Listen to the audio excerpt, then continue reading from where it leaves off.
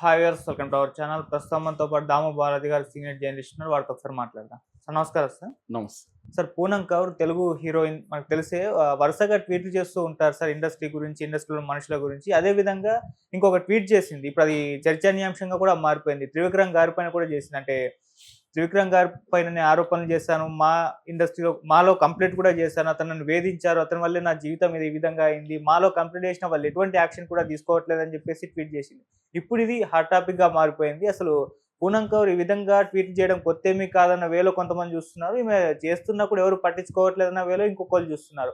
మరి ఆమె ట్వీట్ ని ఏ విధంగా చూడొచ్చు అంటారు? మరి దీని పట్ల మా ఏ విధంగా రియాక్ట్ అయింది సార్? చాలా సార్లు పూనం కౌర్ ఇదే టాపిక్ మీద ట్వీట్ చేసింది.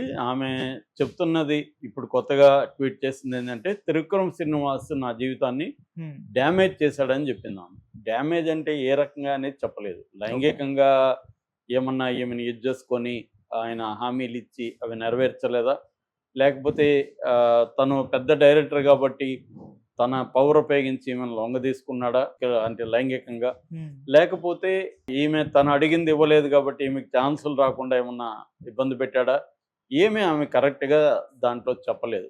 మామూలుగా పూనం కౌర్ మొదటి నుంచి కూడా కరెక్ట్గా చెప్పదు, ఈ నర్మగర్భంగానే మాట్లాడుతుంది. నిజానికి పూనం కౌర్ మొదటి నుంచి కూడా ఇటు పవన్ కళ్యాణ్ మీద ఇటు త్రివిక్రమ్ మీద మాట్లాడుతుంది. దీంట్లో కూడా ఇండైరెక్ట్గా పవన్ కళ్యాణ్ గురించి కూడా మాట్లాడింది. తను మేలిగో అని తను రెచ్చగొడతాడు పవన్ కళ్యాణ్ అనే యాంగిల్లో కూడా ఆమె చెప్పింది. పేరు చెప్పలేదు కానీ అర్థమవుతుంది మనకి ఫాలో అయ్యే వాళ్ళకి. సో మొత్తానికి ఆమె ఏం చెప్పిందంటే, నా జీవితాన్ని త్రివిక్రమ్ శ్రీనివాసు డ్యామేజ్ చేశాడనింది ఆమె. అంటే నాశనం చేశాడు, దానివల్ల నాకు హెల్త్ ఇష్యూస్ వచ్చాయి, నా లైఫ్లో హ్యాపీనెస్ పోయింది అనేది ఆమె చెప్పింది. నేను అది అంతవరకే కాకుండా మా మీద కూడా మా అసోసియేషన్ ఉంది కదా, మూవీ ఆర్టిస్ట్ అసోసియేషన్, తెలుగులో దాన్ని మా అంటారు. మా అసోసియేషన్కి సంబంధించి కూడా ఆమె కంప్లైంట్ దీంట్లో చెప్పింది ఏంటంటే, నేను వాళ్ళకి ఎన్నిసార్లు కంప్లైంట్ ఇచ్చినా వాళ్ళు పట్టించుకోలేదు, ఎందుకంటే అతను పవర్ఫుల్ వ్యక్తి కాబట్టి వీళ్ళు పట్టించుకోవట్లేదు. సో ఇక్కడ మా దానికి సమాధానం ఇచ్చింది. మా తరపున శివబాలాజీ మాట్లాడాడు. అతను ఏమన్నాడంటే, మాకు రిటర్న్గా ఇప్పటివరకు ఆమె కంప్లైంట్లు ఇవ్వలేదు, రిటర్న్గా ఇస్తే మేము దాని మీద చర్య తీసుకుంటాం, రిటర్న్గా ఇవ్వకుండా మేము చర్య తీసుకోలేము అనేది ఆయన చెప్పాడు. ఇక్కడ కొన్ని ఇష్యూస్ మాట్లాడదాం. ముందుగా మా గురించి మాట్లాడతాను. మా గతంలో కూడా శ్రీరెడ్డి విషయంలో చాలా తప్పు చేసి శ్రీరెడ్డిని ఆమెకి సభ్యత్వం ఇవ్వకుండా ఇచ్చేసి చాలా చెడ్డ పేరు మాకు వచ్చింది. అప్పుడు చివరికి సారీ చెప్పి ఆమెకి సభ్యత్వం ఇచ్చింది. ఇప్పుడు ఈయన చెప్పే ప్రకారం కంప్లైంట్ ఇస్తేనే కదా చర్య తీసుకోవాలి. నేను స్ట్రైట్గా అడుగుతున్నా, నటి హేమని ఎందుకు సస్పెండ్ చేశారు? ఎవరు ఇచ్చారు మీకు కంప్లైంట్ ఆమె మీద? ఆమె నేరం చేసిందని ఎక్కడ ప్రూవ్ అయింది? ఆమె మీద ఒక ఆరోపణ వచ్చింది, డ్రగ్స్, ఆమె బాడీలో డ్రగ్స్ ఉన్నాయనేది ఆరోపణ వచ్చింది.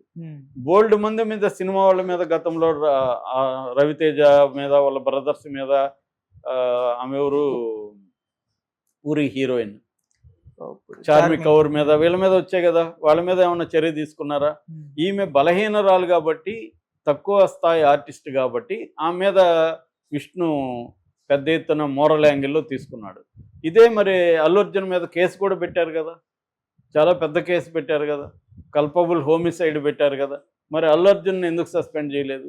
మోహన్ బాబు మీద హత్యాయత్నం పెట్టారు కదా, దాన్ని సపోర్ట్ చేస్తూ మళ్ళీ అదే విష్ణు బయటకు వచ్చి మాట్లాడాడు కదా, మా నాన్న ఉద్దేశం లేదు ఇవన్నీ.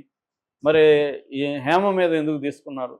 అంటే మా అసోసియేషన్ కూడా తమ అసోసియేషన్లో ఉంటే బలహీనల మీద మాత్రము మోరల్స్, ఎక్కడ లేని కోడ్ ఆఫ్ కండక్ట్ అంతా బయటికి చెప్తారు, బలమైన వాళ్ళు మాత్రం సైలెంట్గా అన్నీ మూసుకొని ఉంటున్నారు. ఇది మాకుండే ద్వంద్వ ప్రవృత్తి అనేది అందరికి అర్థమైపోయింది. సో ఒక్కొక్కరికి ఒక్కొక్క న్యాయం అనమాట. సో ఇప్పుడు ఈమె కంప్లైంట్ అవసరం ఏముంది? కంప్లైంట్ ఇకపోతే ఆమె ఓపెన్గా చెప్పింది కదా, నువ్వు ఎందుకు త్రివిక్రమ్ శ్రీనివాస్ని సమాధానం ఇవ్వమని ఎందుకు అడగరు మా వాళ్ళు? కంప్లైంట్ ఇవ్వడం అంటే నీకు రిటర్న్గా ఎందుకు ఇవ్వాలి? ఆమె పెట్టింది కదా, ఓపెన్గా పబ్లిక్గా పెట్టింది కదా. మరి హేమ విషయంలో మాత్రం ఎవరు కంప్లైంట్ ఇకపోయినా, ఆమె దోషని ఏ కోర్టు నిరూపించకపోయినా ఆమె మాత్రం ఆమెను బహిష్కరిస్తారు. ఈమె పూనం కౌర్ చెప్తే మాత్రం దాని మీద చర్యలు లేవు. ఇది మాకుండే లిమిటేషన్స్ అనొచ్చు, లేకపోతే ద్వంద్వ ప్రవృత్తి అనొచ్చు. ఏమైనా మామూలుగా ఎక్కడైనా కూడా సమాజంలో ఆటవిక న్యాయం అనేది ఇప్పటికీ ఉంటుంది. ఎంత హ్మ్. చెప్పినా బలవంతులదే రాజ్యం. బలవంతులు తప్పు చేస్తే ఒక రకంగా చూడడం, బలహీనులు తప్పు చేస్తే ఒక రకంగా చూడడం అనేది మనకి క్లియర్‌గా కనిపిస్తుంది. ఓకే. అది కూడా ఇక్కడ ఉంది. రెండవది ఈమె చెప్పిన దాంట్లో వాస్తవం ఎంతుంది?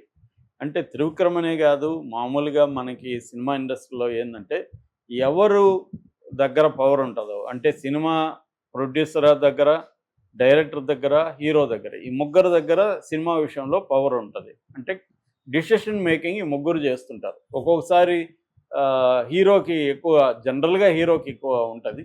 సో, ఇప్పుడు వీళ్ళు ఆ హీరోయిన్‌ని ఎవరు సెలెక్ట్ చేయాలి అనే దాన్ని బట్టి ఆ హీరోయిన్ డిమాండ్లు అనేవి ఉంటాయి మామూలుగా. హ్మ్. ఎందుకంటే నేను గత 20 ఏళ్ళ నుంచి తెలుగు సినిమా ఇండస్ట్రీలో రకరకాల పద్ధతిలో ఉంటున్నాను.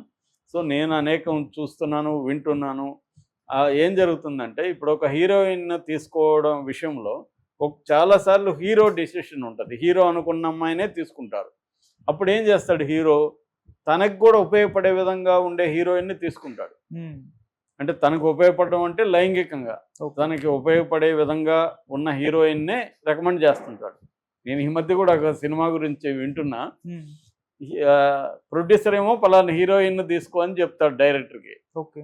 కానీ హీరో మాత్రం ఫిట్టింగ్‌లు పెడతా ఉంటాడు ఆ హీరోయిన్‌ని తీసుకోకుండా.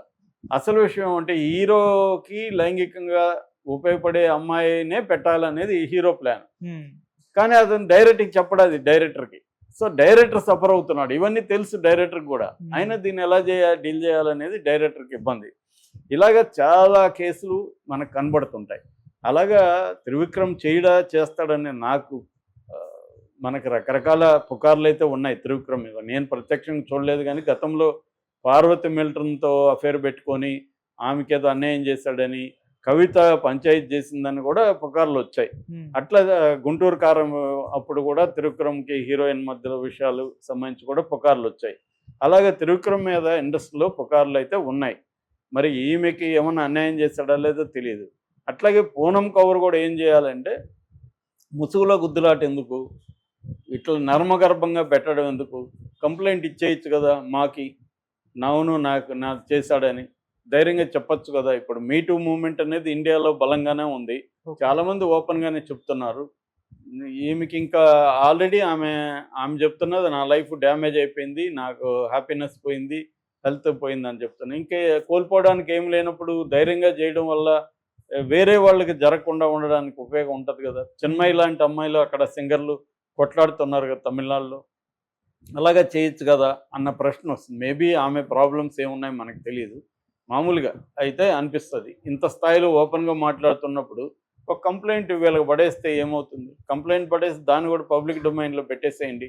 అప్పుడు వీళ్ళ సంగతి కూడా తెలుస్తుంది కదా! ఏ స్థాయిలో వీళ్ళు తీసుకుంటారని. హ్మ్. ఇక్కడ ఏందంటే పెద్దోడు చేస్తే తప్పు కాదు. చిన్నోడు చేస్తే, బలహీనోడు చేస్తేనే తప్పు. సినిమా ఇండస్ట్రీలో అయినా, ఎక్కడైనా ప్రపంచంలో జరిగే వ్యవహారం అది. కానీ ఒక్కొక్కసారి చిన్నవాళ్ళు కూడా గట్టిగా కొట్లాడితే, ఇప్పుడు మనకి శ్రీరెడ్డి నిజానికి ఆ అమ్మాయి చాలా చిన్న స్థాయి అమ్మాయి. కానీ ఆ అమ్మాయి ఒక ఇండస్ట్రీలో అందరిని భయభ్రాంతం చేయగలిగింది. గట్టిగా కొట్లాడడం వల్ల అప్పట్లో హ్మ్. అందరూ కూడా భయపడే పరిస్థితి తీసుకురాగలిగింది అమ్మాయి. కొంతవరకు ఆ ఎఫెక్ట్ వచ్చింది. ఆ తర్వాత మళ్ళీ మామూలే. ఎందుకంటే ఇప్పుడు ఎవరైనా ఇప్పుడు ఒక డైరెక్టర్ ఉన్నాడు. నేను నీకు హీరోయిన్‌గా పెట్టుకోవాలంటే నాకు నువ్వు ఈ ఫేవర్ చేయాలా పర్సనల్‌గా అన్నాడనుకో. ఆ అమ్మాయి కూడా రెడీ అయితే వేరే వాళ్ళకి ఇబ్బంది లేదు. అది వాళ్ళిద్దరి ఇష్టం. అంటే ఓకే. నేను నీకు ఒక ఆఫర్ ఇస్తున్నాను. నీకు 1,00,00,000, 2,00,00,000 రెమ్యునరేషన్ వస్తది. నువ్వు హీరోయిన్‌గా నీ లైఫ్ ఇదవుతుంది. దీంతో నువ్వు నాకు హెల్ప్ చేయని ఇతను అడిగాడనుకో, ఆ అమ్మాయి ఒప్పుకుంటే మనకి ఇబ్బంది లేదు. ఎప్పుడు ఇబ్బందంటే ఆ అమ్మాయిని ప్రెజర్ చేసో, ఆ అమ్మాయికి ఏదో హామీలిచ్చో, అవి నెరవేర్చకుండా ఇతను వాడుకొని ఆ అమ్మాయికి ఇచ్చిన హామీలు నెరవేర్చకపోతే అది చట్టం కూడా ఇప్పుడు బిఎన్ఎస్ 69 సెక్షన్ కూడా ఇదే చెప్తుంది. ఫాల్స్ ప్రామిస్ చేసి ఒక అమ్మాయితో ఒక అబ్బాయి కొంతకాలం లైంగికంగా గడిపిన తర్వాత ఆ ఫాల్స్ ప్రామిసెస్ చేసిన ప్రామిసెస్ నిలబెట్టుకోలేకపోతే అతనికి 10 ఏళ్ల వరకు జైలు శిక్ష ఉంది. ఆ రకంగా ఇప్పుడు త్రివిక్రమ్‌ది గాని ఈ అమ్మాయి విషయంలో ప్రూవ్ అయితే త్రివిక్రమ్‌కి కూడా బిఎన్ఎస్ 69 వర్తిస్తది. ఆయనకు కూడా 10 ఏళ్ల వరకు జైలు శిక్ష పడే అవకాశం ఉంది. కాకపోతే ఇవన్నీ జరగవు. చిన్న స్థాయి వాళ్ళకే జరుగుతాయి. మరి ఏం జరుగుతుంది ఫర్దర్గా? పూనం కౌర్ ఇప్పుడు రిటర్న్గా ఇస్తుందా లేదా వీళ్ళు అడిగినట్టుగా? ఇతను కూడా ఓపెన్గా అడిగాడు కాబట్టి ఆమె కూడా ఇచ్చేస్తే వీళ్ళు ఏం చేస్తారో చూడొచ్చు. Okay sir. Okay, thank you so much.